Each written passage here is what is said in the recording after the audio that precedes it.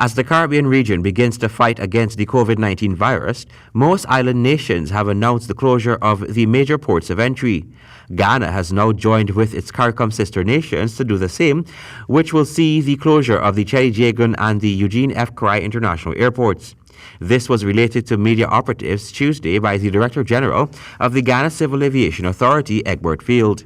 Except for outgoing flights, cargo flights, medevac flights, or technical stops. These are aircraft which would require fuel and would make a technical stop to proceed onward to another destination.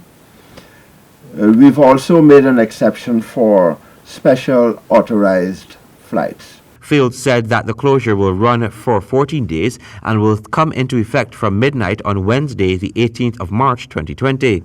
He added that if it is requested, the closure may be extended. We will still be conducting our inspections on our domestic flights.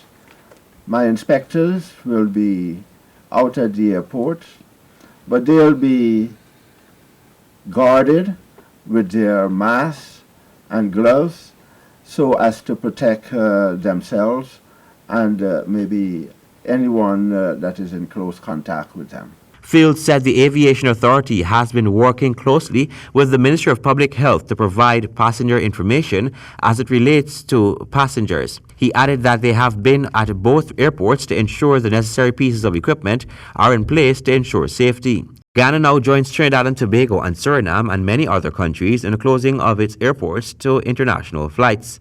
It is now 1 week since the first imported case of coronavirus has been detected in Guyana, with only one fatality so far.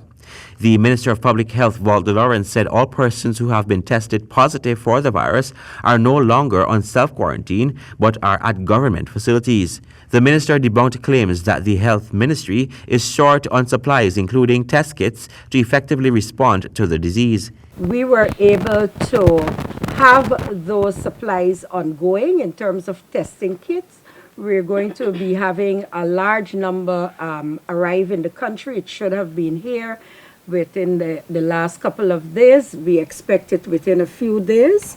And I was made to understand that the delay has to do with many of the countries closing their ports and their airspaces and so on. But we'll be having enough test kits. We have enough supplies to be able to address the situation present. Guyanese are urged to continue to follow all the precautions recommended by the Ministry of Public Health. Persons can call the COVID-19 hotline, which has since been updated to accommodate the increased volume of calls.